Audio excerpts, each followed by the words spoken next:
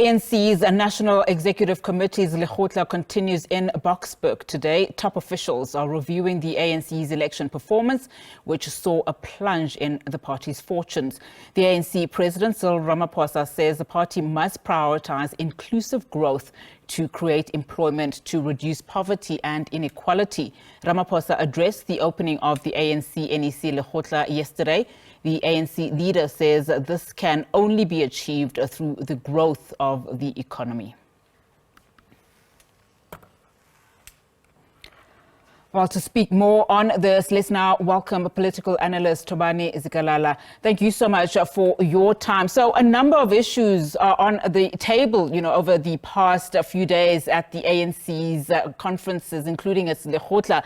So far, what we know is that the party has moved to lay blame its poor performance during the elections to service delivery at local government. And now, it says it's initiated a special task team led by former Johannesburg Mayor Boksburg to look into the problems in municipalities. I mean, what do you then make of these action plans by the ANC?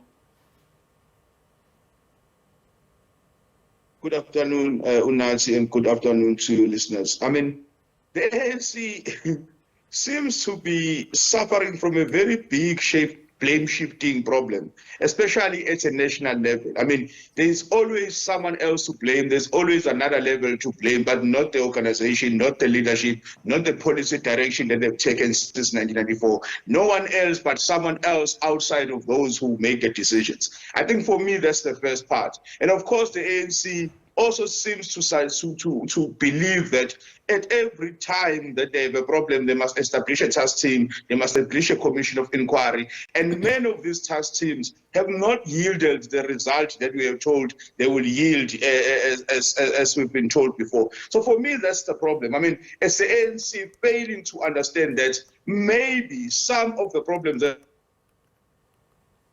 political policy direction that they've taken since they've run this country. And maybe that project, that Rainbow Nation project, that neoliberal project that begins with, of course, maybe the adoption of policies like GIA and others, has brought them where they are. Then maybe they are suffering what many liberation movements have suffered all over the world in being unable to hold on steadily to power post the 2 decades, post the 20 years in power. Maybe they are suffering what we call an organic stage of death and a decline. So maybe all of these things are just about the ANC themselves and not about any other factors outside the ANC. The ANC needs to really reflect on itself and stop this idea of trying to find new descriptions to old problems. Stop this idea of trying to reintroduce those old solutions and giving them new names as if they're going to create. The idea of saying we've tried everything, it has failed up to so far. Maybe we need new ideas, maybe we need new energy, because this idea of not a proper introspection by the party in terms of what has the leadership of the party done to put them where they are, and what type of state have they administered for the past 3 decades that have brought them where they are. And if they don't necessarily reflect on that, then it means that the steady decline that they've suffered in these 2024 elections continues going forward and maybe becomes much worse in 2029 if they don't really focus on what has put them here. I don't believe, of course, there's a lot of problems in local government. I don't believe this idea that says the problem is just that there's a non-performance at local government. The problem is maybe the leadership of the party, how it is governed. And of course, it translates to what happens in local government. So that idea for me, I thought the national leadership of the ANC will really reflect on what they, as a national leadership of the party, have done and contributed to the problem that they're facing as a party.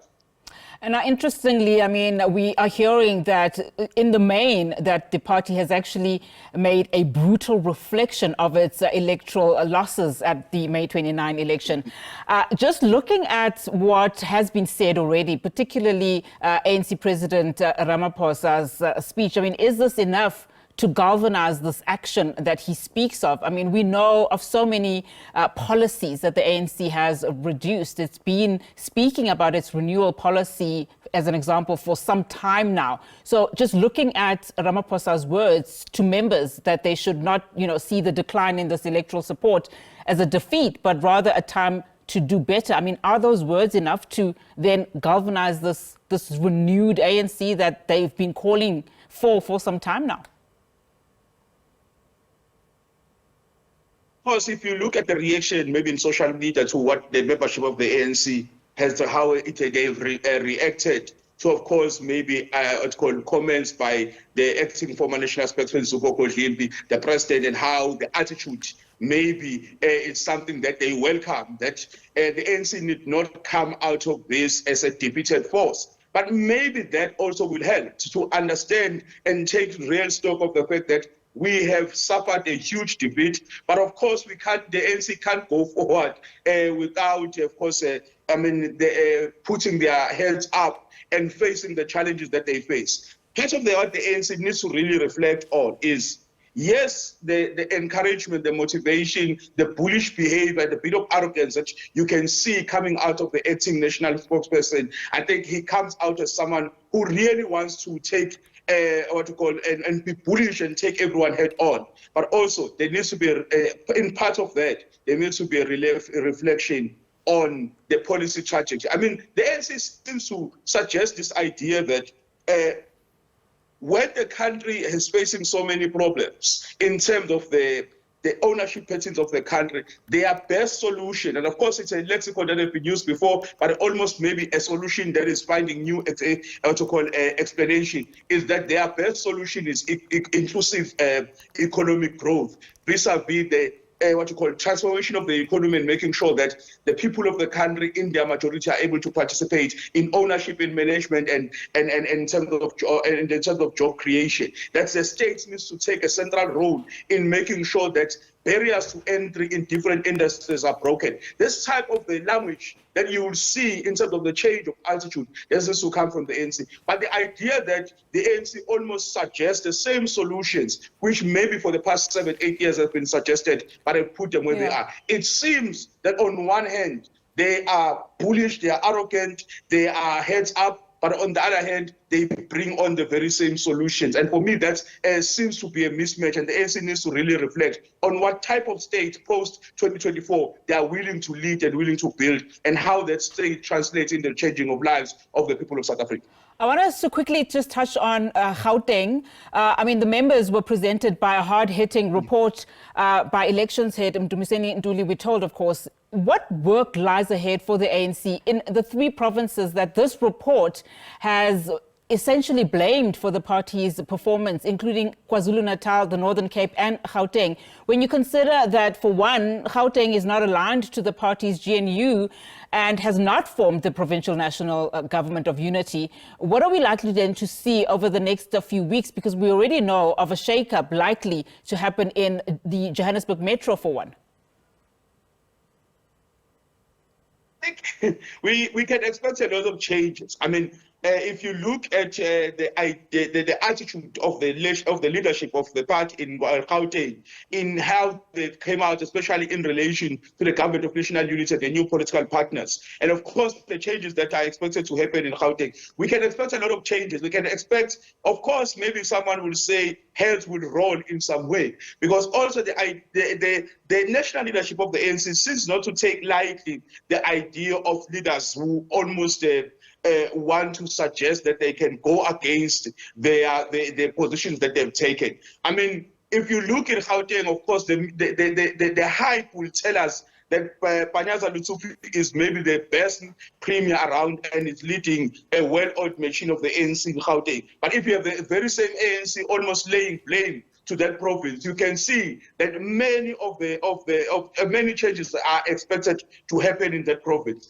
But for me, it's also reflective of maybe that the idea that the ANC is in a position where it's almost, I mean, in Zulu, in my native language, we'll say, if you look at Panyaza Lesufi, he seems to be one of those in the ANC who are pulling the train of the ANC, but then to go at him and his leadership and his province as if he's doing nothing, whereas there are many provinces that may have problems. In fact, maybe even the provinces that have performed better, if you look in terms of their governance, you will find that there are much more problems there. It's just that in Gauteng, you have a much more urban, province, which of course, also reflects in terms of how those will interact with the ANC vis-a-vis maybe rural provinces like your Eastern Cape and others. So all of that also needs to be taken into account if you want to think about what the ANC has done. But of course, changes are expected. And again, remember, it's almost 2-3 years to the next elective conference, and all of that will start playing a role. Because another problem of the ANC is that how it's out problem is also reflective on where one is aligned in terms of the political power groups inside the ANC. Because you may be doing everything right, but if you are on the wrong side of the dominant power groups, you may be a problem. You may have a problem. So all of this needs to be taken into account if you look at where the ANC now is going, of course, into the next electoral conference in 2027. All right. Thank you so much, Thobani, for that. Of course, Thobani Zikalala is a political analyst, just weighing in on what we are currently seeing in that ANC Lekgotla.